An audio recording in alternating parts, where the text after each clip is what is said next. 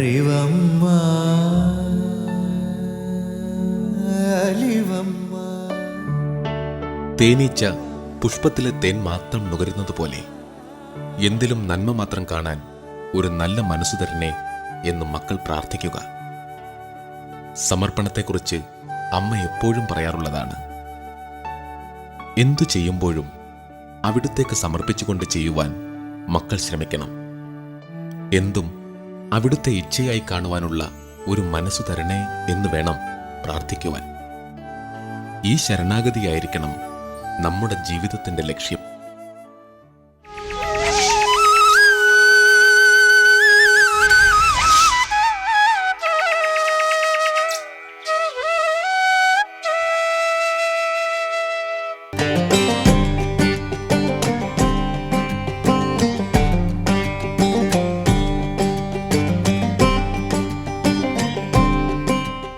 തിരുമല പാറേക്കോവിൽ തൃച്ചക്രപുരം ശ്രീകൃഷ്ണ സന്നിധി. പുലരിയുടെ ആദ്യ വെളിച്ചം നഗരം പതിയെ ഉണരുമ്പോൾ തിരുവനന്തപുരത്തിന്റെ ഹൃദയഭാഗത്ത് ഒരു മലമുകളിൽ ആത്മീയതയുടെ മറ്റൊരു ലോകമുണരുന്നു. പച്ചപ്പിന്റെ മധ്യേ ഉയർന്നു നിൽക്കുന്ന ഈ മല ഭക്തിയുടെ സാന്നിധ്യം നിറഞ്ഞൊരു പുണ്യഭൂമി. തിരുമല പേരിൽ തന്നെയുണ്ട് ഒരു ആത്മീയത. തിരു വിശുദ്ധം, മല ഉയരം, വിശുദ്ധമായ മല. ആ മലയുടെ മുകളിൽ ഭക്തരുടെ ഹൃദയത്തിൽ ഇടം നേടിയിരിക്കുന്ന പാറേക്കോവിൽ ശ്രീകൃഷ്ണ സന്നിധി.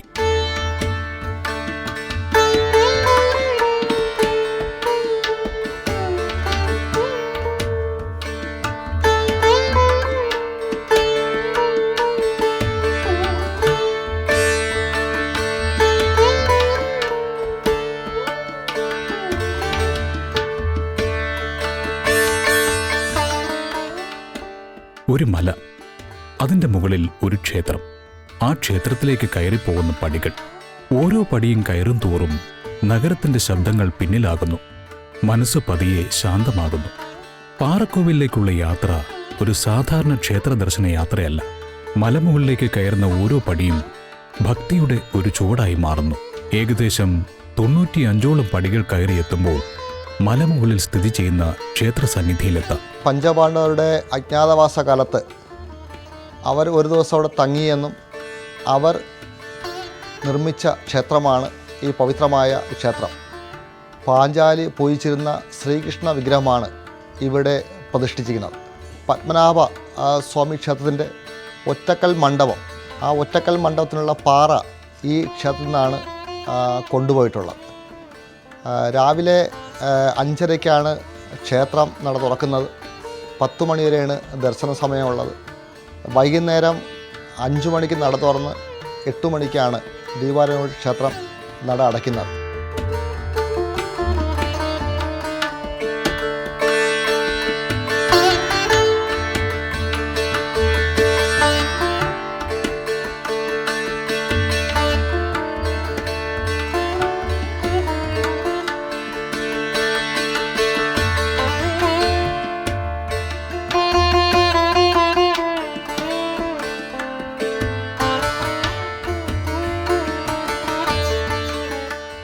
ഭക്തർക്ക് ഗുരുവായ കൃഷ്ണൻ, ധർമ്മത്തിന്റെ വഴികാട്ടിയായി ഗീതോപദേശകൻ, സ്നേഹത്തിന്റെ പ്രതീകമായി ഗോപാലൻ.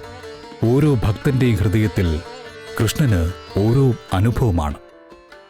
പാറക്കോവിലെ കൃഷ്ണസന്നിധിയിലും ആ സ്നേഹവും വിശ്വാസവും തന്നെയാണ് അനുഭവപ്പെടുന്നത്. ഒരു ചെറിയ ക്ഷേത്രം, പക്ഷേ അതിൻ്റെ ആത്മീയത വളരെ വിശാലമാണ്. പ്രകൃതിയോട് ചേർന്നുള്ള ഈ സന്നിധിയിൽ പുലർച്ചെ എത്തുന്ന ഭക്തർ പ്രാർത്ഥനയോട് ദർശനം നടത്തുന്നു. കൃഷ്ണന്റെ തിരുമുന്നിൽ ജീവിതത്തിലെ വിഷമങ്ങൾ സമർപ്പിക്കുന്നു.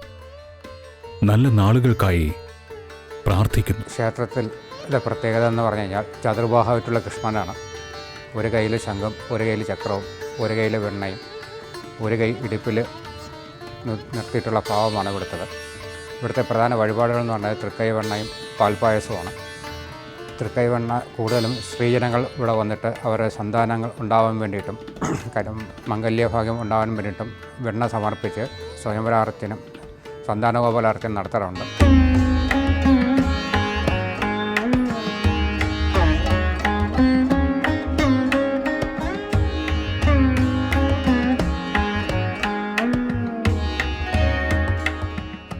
പ്രധാന ശ്രീകൃഷ്ണ സന്നിധിയോടൊപ്പം ഗണപതിയുടെയും അയ്യപ്പന്റെയും സന്നിധികളും ഇവിടെയുണ്ട്. വിഘ്നങ്ങൾ അകറ്റുന്ന ഗണപതി, ധർമ്മത്തിൻ്റെയും ശരണാഗതിയുടെയും പ്രതീകമായ അയ്യപ്പൻ, ഭക്തിയുടെ വിവിധ ഭാവങ്ങൾ ഒരേ ക്ഷേത്ര പരിസരത്തിൽ സംഗമിക്കുന്നു. പഞ്ചപാണ്ഡർ ഉപയോഗിച്ച തീർത്ഥകുളം ഇന്നും ഈ ക്ഷേത്രത്തിൻ്റെ കിഴക്ക് ഭാഗത്തായിട്ട് ഇന്നും പവിത്രമായി സൂക്ഷിച്ചു വരുന്നുണ്ട്. അതോടൊപ്പം തന്നെ അവർ ആഹാരം പാകം ചെയ്തു എന്ന് പറയുന്ന അടുപ്പ് കൂട്ടിയ കല്ല് നമുക്കറിയാം കിഴക്ക് ഭാഗത്തായിട്ട് മണിപ്പാറ എന്നാണ് അറിയപ്പെടുന്നത്. ആ പാറയിൽ കൊട്ടിക്കഴിഞ്ഞ മണിശബ്ദം കേൾക്കും.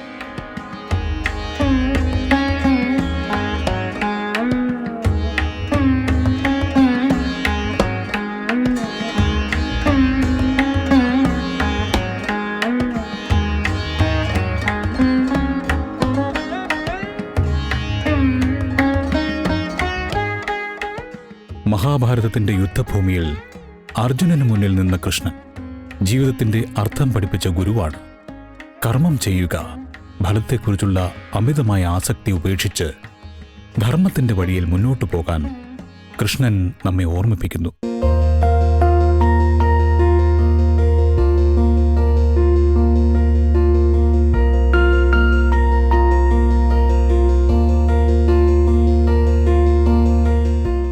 പുലർച്ചെ ദൈവസന്നിധിയിലെത്തുന്ന നിമിഷത്തിന് ഒരു പ്രത്യേക വിശുദ്ധിയുണ്ട്.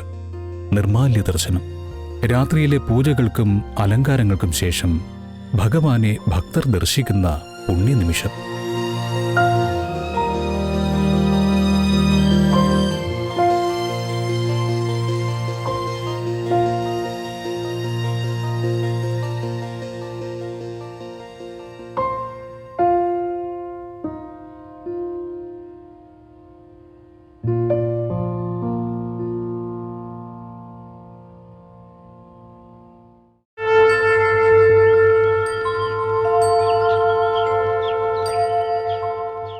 നമ്മുടെ തത്വം ഇയാൾക്ക് ഉപദേശിക്കൂ എന്ന് ശ്രീരാമചന്ദ്രൻ സീതയോട് ആവശ്യപ്പെടുകയാണ്, ഹനുമാനെ ലക്ഷ്യമാക്കിയിട്ട്. ഇത് അധ്യാത്മരാമായണത്തിൽ മാത്രമുള്ള ഭാഗമാണ്. വാൽമീകീയ രാമായണത്തിൽ ഇങ്ങനെയൊരു പരാമർശമേ ഇല്ല.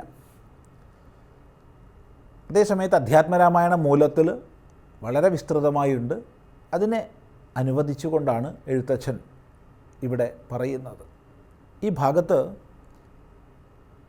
എന്താണ് വേദാന്ത തത്വശ്രവണത്തിന് ഒരാൾക്ക് അധികാരം നൽകുന്നത് എന്നതാണ് ശ്രദ്ധേയമായിട്ടുള്ളത്. അവിടെ ശ്രീരാമൻ പറഞ്ഞു, ഉത്തമ ഭക്തി തികഞ്ഞവനാണ് ഹനുമാൻ എന്നല്ല, പരമാത്മജ്ഞാനം മാത്രമാണ് ഇയാൾ ഇച്ഛിക്കുന്നത് എന്ന് മാത്രമല്ല, ബ്രഹ്മചര്യം, ബ്രഹ്മജ്ഞാനത്തിനായിക്കൊണ്ടുള്ള ഉറച്ച നിഷ്ഠ അത് അനിവാര്യമാണ്.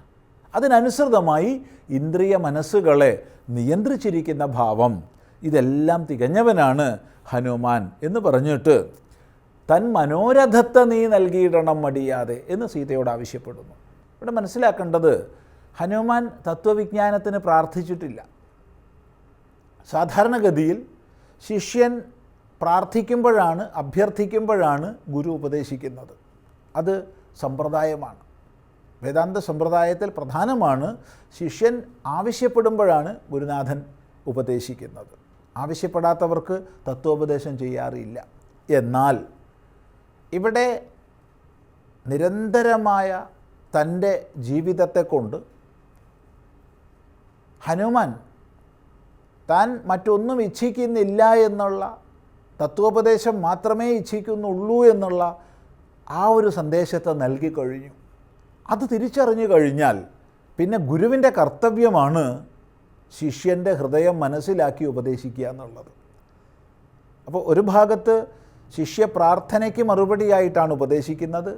ഇനി മറ്റൊരു ഭാഗത്ത് തൻ്റെ പ്രവൃത്തികളിലൂടെ തൻ്റെ ഹൃദന്തം ബോധിപ്പിച്ചു ശിഷ്യനെങ്കിൽ അതിനെ തിരിച്ചറിഞ്ഞ് ആ പ്രാർത്ഥനയെ സഫലമാക്കേണ്ടത് ഗുരുവിൻ്റെ കർത്തവ്യമാണ്. ഈ ഒരു ഭാവമാണ് ഇവിടെ എടുത്ത് കാണിക്കപ്പെട്ടിട്ടുള്ളത്. തൻ മനോരഥത്തെ പൂർത്തിയാക്കണമേ. ഹനുമാൻ്റെ മനോരഥം ഭഗവത് തത്വജ്ഞാനം നേടണമെന്നുള്ളത് മാത്രമാണ്. അത് തിരിച്ചറിഞ്ഞുള്ള ശ്രീരാമൻ്റെ കൃപാഭാവം, കാരുണ്യം, അളവറ്റ കാരുണ്യമാണ് ഇവിടെ എടുത്ത് കാണിക്കപ്പെടുന്നത്. നിർമ്മലനാത്മജ്ഞാനത്തിനിവൻ പാത്രമത്രേ, നിർമ്മമൻ നിത്യ ബ്രഹ്മചാരികൾ മുൻപനല്ലോ. കൽമൽഷം ഇവനേതുമില്ലെന്നു ധരിച്ചാലും തന്മനോരഥത്തെ നീ നൽകണം മടിയാതെ. നമ്മുടെ തത്വമിവൻ അറിയിക്കണമിപ്പോൾ, ചിന്മയേ ജഗന്മയേ സന്മയേ മായാമയേ. ബ്രഹ്മോപദേശത്തിനു ദുർലഭം പത്രമിവൻ, ബ്രഹ്മജ്ഞാനാർത്ഥികളിൽ ഉത്തമോത്തമനടോ. അല്ലയോ ചിന്മയേ ജഗന്മയേ സന്മയേ മായാമയേ. ഇത് എഴുത്തച്ഛൻ്റെ ഒരു സവിശേഷതയാണ്. അധ്യാത്മരാമായണ മൂലത്തിൽ പോലും നമുക്ക് കാണാൻ കഴിയാത്തൊരു സവിശേഷതയാണ്. എവിടെ സംബോധനകൾ വരുന്നുണ്ടോ, എവിടെ ദേവതാ വർണ്ണനകൾ വരുന്നുണ്ടോ, ഈശ്വര തത്വപ്രതിപാദനം വരുന്നുണ്ടോ, അവിടെയൊക്കെ തന്നുള്ളിൽ അടക്കി വെച്ചിട്ടുള്ള എന്നുള്ള പ്രയോഗം ശരിയല്ല, എങ്കിലും ആ ഒരു പദം പ്രയോഗിക്കുകയാണ്. അടക്കി വെച്ചിട്ടുള്ള ഭക്തിഭാവം അണപൊട്ടി ഒഴുകുന്ന ഒരു കാഴ്ച നമുക്ക് എഴുത്തച്ഛനിൽ കാണാൻ പറ്റും. അവിടെ ഒന്നിനു പിറകെ ഒന്നായി സുമനോഹരങ്ങളായ സംബോധനകൾ, മനോഹരം രണ്ട് വിധത്തിലും, അതിൻ്റെ ഭംഗി കൊണ്ട് സൗന്ദര്യം കൊണ്ടുള്ള മനോഹാരിതയും, തത്വവിചാരം ചെയ്യുമ്പോൾ മനസ്സിനെ ഹരിച്ച് പരമാത്മനിഷ്ഠയിലേക്ക് നമ്മളെ നയിക്കുന്നത് എന്ന മനോഹാരിതയും, ഈ രണ്ടും തികഞ്ഞ സംബോധനകൾ ഒന്നിനു പിറകെ ഒന്നായി ഇങ്ങനെ വരുന്നത് കാണാം. ഇത് എഴുത്തച്ഛൻ്റെ ഒരു സവിശേഷതയാണ്. അത് രാമായണത്തിന് ഏറ്റവും അധികം സൗന്ദര്യം നൽകുന്ന ഒരു ഘടകവുമാണ്. ഇവിടെ ശ്രീരാമചന്ദ്രനാണ് സംബോധന ചെയ്യുന്നത്. പക്ഷേ എങ്കിൽ പോലും ചിന്മയേ ജഗന്മയേ സന്മയേ മായാമയേ എന്നിങ്ങനെ ആ ഒരു ഭക്തൻ്റെ എത്ര ആവർത്തിച്ച് വിളിച്ചാലും മതിവരാത്ത ആ ഒരു ഭക്തിഭാവത്തെ എഴുത്തച്ഛൻ എടുത്തു കാണിക്കുകയാണ് ഇവിടെ ചെയ്യുന്നത്. അങ്ങനെ സംബോധന ചെയ്തിട്ട് പറയുകയാണ്, ബ്രഹ്മജ്ഞാനാർത്ഥികളിൽ ഉത്തമോത്തമനാണ് ഇയാൾ. ബ്രഹ്മജ്ഞാനത്തെ അർത്ഥിക്കുന്നവരിൽ. അപ്പോൾ അർഹതയുണ്ട്, അതാദ്യം പറഞ്ഞു. അർഹതയും അർത്ഥിക്കുന്നവനാണ്. ആ അർത്ഥിക്കുന്നത് വാക്കുകൊണ്ട് അർത്ഥിച്ചില്ലെങ്കിലും ഭാവം കൊണ്ട് അർത്ഥിക്കുന്നുണ്ടെന്നുള്ള ഗുരുവിൻ്റെ തിരിച്ചറിവാണ് ഈ വാക്യത്തിൽ നമ്മൾ കാണുന്നത്. അപ്പോൾ ആദ്യം വേണ്ടത് അർഹതയാണ്. ആ അർഹതയുള്ളയാൾ വേണം അർത്ഥിക്കേണ്ടത്. അർഹതയുള്ളവൻ അർത്ഥിക്കുമ്പോൾ നിസ്സംശയം പറയാം, തത്വവിജ്ഞാനിയായ ഗുരുനാഥൻ ഉപദേശിക്കുക തന്നെ ചെയ്യും. ഉപദേശിച്ചേ മതിയാവും. അത് സ്വാഭാവികമായി വരും. ഇവിടെ ഹനുമാൻ അർഹത തികഞ്ഞവനാണ്, പക്ഷെ അർത്ഥിച്ചവനല്ല. അർത്ഥിക്കാതെ എന്തിനുപദേശിക്കണം? അർത്ഥിച്ചാൽ ഉപദേശിക്കുക എന്നുള്ളതല്ലേ സമ്പ്രദായം. അവിടെ മറുപടി ശ്രീരാമൻ തിരിച്ചറിയുകയാണ് ഹനുമാൻ്റെ ഉള്ളിൽ നിറഞ്ഞു നിൽക്കുന്ന ആ ഒരു അർത്ഥന. പിന്നെ എന്തുകൊണ്ട് അർത്ഥിക്കുന്നില്ല? വാക്കാലെ അനന്യമായ ഭക്തി കൊണ്ട്, അനന്യമായ ശ്രദ്ധ കൊണ്ട് അർത്ഥിക്കാൻ പോലും കഴിയാത്തവനാണ് ഹനുമാൻ. എനിക്കിന്നത് വേണം എന്ന് കേവലം ലൗകികങ്ങളായ വിഷയങ്ങളെ സംബന്ധിച്ചോ അല്ലെങ്കിൽ ഭൗതികങ്ങളായ പ്രയോജനങ്ങളെ സംബന്ധിച്ചോ മാത്രമല്ല, തത്വവിജ്ഞാനത്തെ സംബന്ധിച്ച് പോലും എനിക്ക് വേണം എന്ന് പ്രാർത്ഥിക്കാനുള്ള ഒരു സ്ഥിതി ഹനുമാനിലില്ല. ഇതാണ് നമ്മൾ ശ്രദ്ധിക്കേണ്ടത്. അത്ര അനന്യഭക്തിയാണ്. ചോദിക്കപ്പെടാൻ മറ്റൊരാളില്ല. ചോദിക്കുന്നവൻ ഭിന്നനായിട്ടില്ല. ആ ഒരു അനന്യഭക്തി കൊണ്ട് ചോദിക്കുന്ന പോലും ഇല്ലാത്ത അവസ്ഥയിലാണ് ഹനുമാൻ നിലകൊള്ളുന്നത്. ജഗദംബികയായിട്ടുള്ള ശ്രീപാർവതിയുടെ കഥകളാണ് കഥയും അമ്മയിൽ നാം ഈ ആഴ്ച ചർച്ച ചെയ്തുകൊണ്ടിരിക്കുന്നത്. അമ്മയുടെ നിരവധിയായിട്ടുള്ള പ്രവർത്തനങ്ങൾ പ്രപഞ്ചത്തിന് ഏറ്റവും ഉപകാരപ്പെട്ട നിരവധിയായിട്ടുള്ള കാര്യങ്ങളായി തീർന്നിട്ടുണ്ട്. അതിലേറ്റവും പ്രസിദ്ധമായിട്ടുള്ള അമ്മയുടെയും ഭഗവാന്റെയും ഒരു ലീലയാണ് കാമദേവൻ്റെ മരണം. കാമദേവൻ്റെ മരണം എങ്ങനെയാണ് ഭൂമിയിൽ സംഭവിച്ചത് എന്നറിയാൻ അമ്മയുടെ വിവാഹത്തിന് മുമ്പുണ്ടായ സാഹചര്യം നമുക്കൊന്ന് പരിശോധിക്കാം. ഈ കഥ നടക്കുന്നത് സതീദേവിയുടെ വിരഹത്തിന് ശേഷം ഭഗവാൻ അഗാധമായിട്ടുള്ള തപസ്സിലേക്ക് പോകുന്ന സമയത്താണ്. ഭഗവാൻ ഏകാഗിയായി യോഗിയായി ഏറ്റവും അഗാധമായ തപസ്സിൽ ഏർപ്പെടുന്ന സമയത്താണ് ഭഗവാനെ പരിചരിക്കാനായി ശ്രീപാർവതി ദേവി ഭഗവാന്റെ അടുത്തെത്തുന്നത്. അമ്മ ഒരു തരത്തിലും ഭഗവാനെ ശല്യം ചെയ്യാൻ വേണ്ടി തയ്യാറായില്ല. ഓരോ സമയത്തും ശ്രദ്ധയോടുകൂടി വന്ന് ഭക്തിയോടുകൂടി വന്ന് ശ്രീപാർവതി മഹാദേവനെ അർച്ചിച്ചുകൊണ്ടേയിരുന്നു. അമ്മയ്ക്ക് ഒരു തിരക്കും ഉണ്ടായിരുന്നില്ല ഭഗവാനെ തിരിച്ചു കിട്ടണം എന്നുള്ള രീതിയിൽ.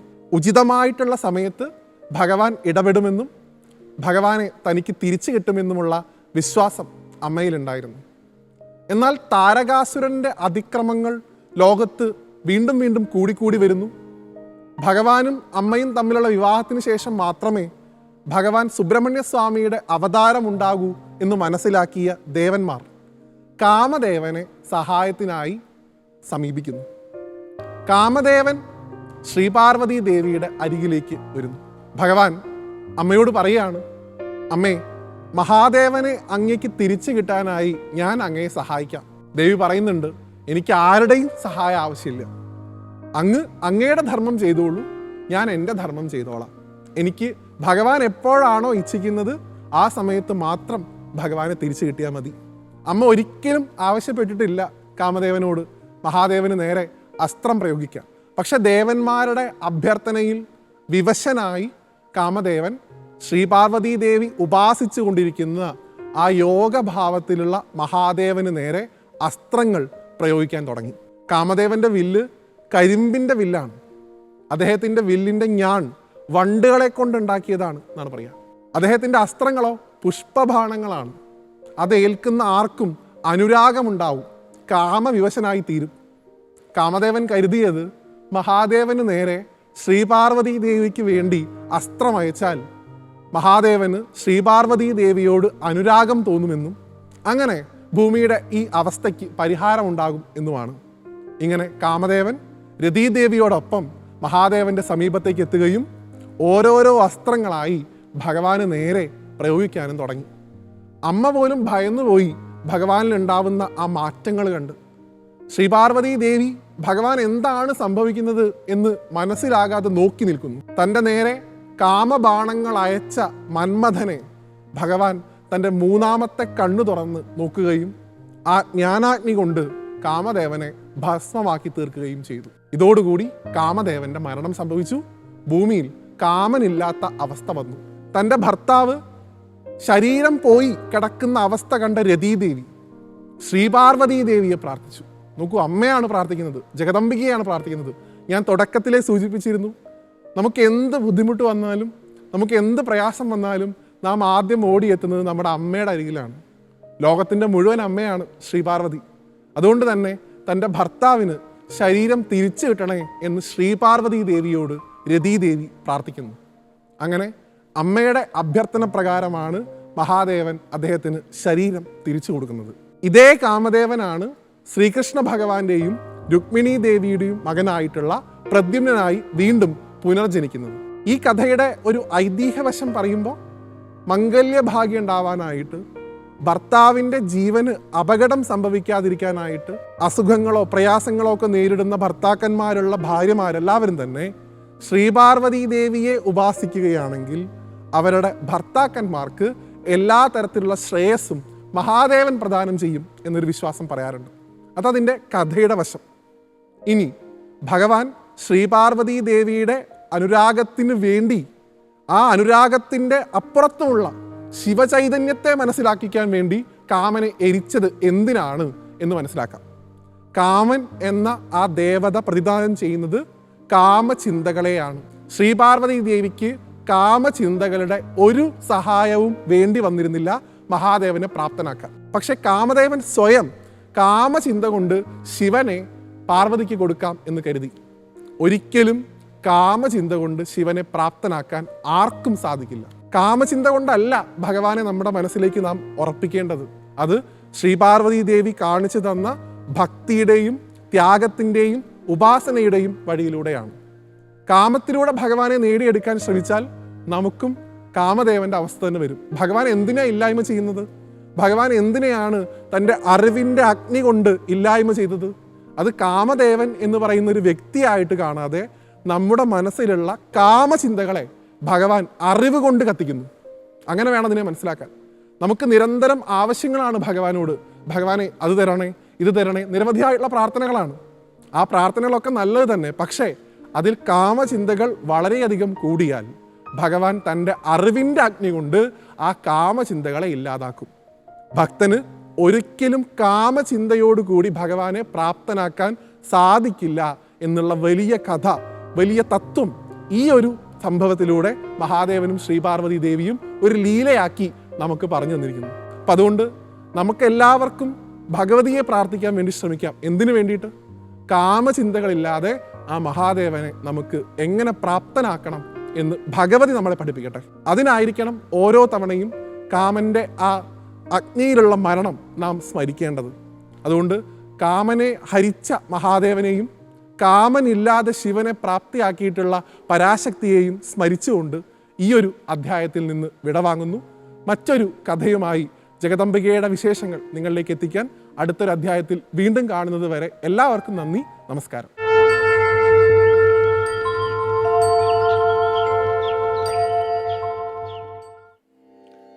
മിത്ര വരുണന്മാരുടെ പിതൃത്വത്തിൽ ഉർവശിയുടെ ഉദരത്തിൽ നിന്നും ബഹിർഗമിച്ച് കുംഭത്തിൽ ശേഖരിക്കപ്പെടുകയും ആ കുംഭങ്ങൾ പിളർന്ന് അഗസ്ത്യ വസിഷ്ഠന്മാർ പിറക്കുകയും ചെയ്തു.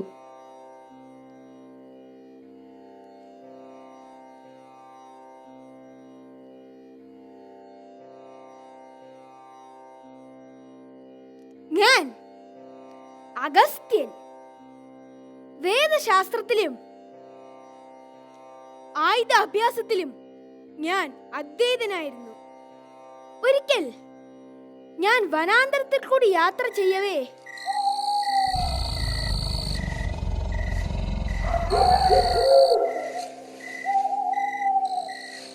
ഹേയ്, നിങ്ങളെല്ലാവരും ആരാണ്?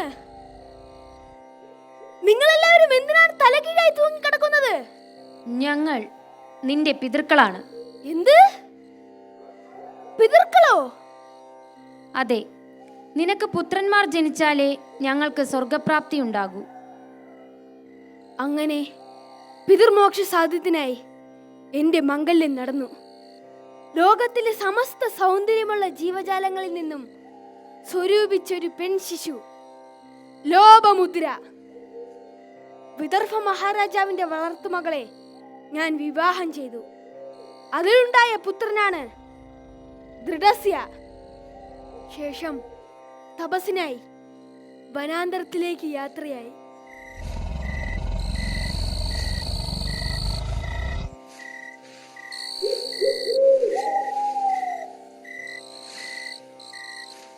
വിന്ധ്യാപർവ്വതത്തെ ചവിട്ടിത്താഴ്ത്തി പർവ്വതാഹങ്കാരം തീർത്തതിനാൽ അമർത്തിയവൻ ഞാൻ അഗസ്ത്യനായി.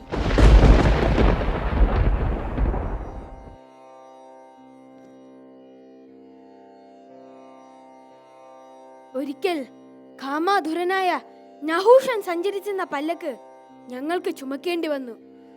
ആ അവസരത്തിൽ അവൻ എന്നെ സർപ്പാന്ന് ആക്രോശിച്ചുകൊണ്ട് പ്രഹരിച്ചു. അതുകൊണ്ട് ഞാൻ അവനെ നീയൊരു മഹാസർപ്പമായി തീരട്ടെ എന്ന് ശപിച്ച് അവന്റെ അഹങ്കാരം തീർത്തതും ഞാൻ തന്നെയാണ്.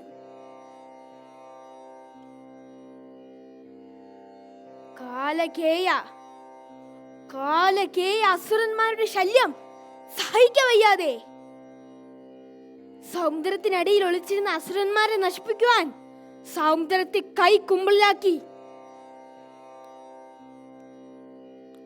അത് കുടിച്ച് വറ്റിച്ച് കാലകേയന്മാരെ വധിച്ചതും എന്റെ ദൗത്യമാണ്. ശ്രീ മഹാദേവന്റെയും ശ്രീ പാർവതി ദേവിയുടെയും മംഗല്യം ഹിമാലയത്തിൽ നടക്കുമ്പോൾ സമസ്ത ജീവജാലങ്ങളും കൈലാസത്തിലെത്തി. അങ്ങനെ ഹിമാലയ പ്രാന്തങ്ങൾ കീഴ്പോട്ട് താഴ്ന്നു. ഭൂമിയുടെ സന്തുലനം ശരിയാക്കുവാൻ ഞാൻ തെക്കേ അറ്റത്തേക്ക് പോയി.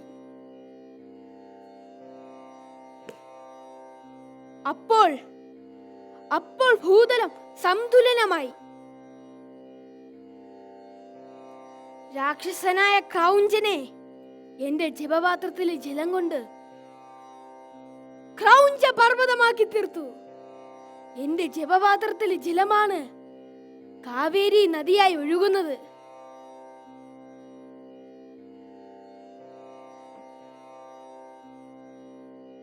രാമരാവണ യുദ്ധത്തിൽ ശ്രീരാമചന്ദ്രന് ആത്മശക്തി ഉണർത്തുവാൻ ഞാനൊരു മന്ത്രം ഉപദേശിച്ചു. അതാണ് ആദിത്യ ഹൃദയ മന്ത്രം. ഈ മന്ത്രം കേട്ട ശ്രീരാമചന്ദ്രൻ വർദ്ധിച്ച ഊർജത്തോടെ യുദ്ധം ചെയ്യുകയും രാവണനെ വധിക്കുകയും ചെയ്തു.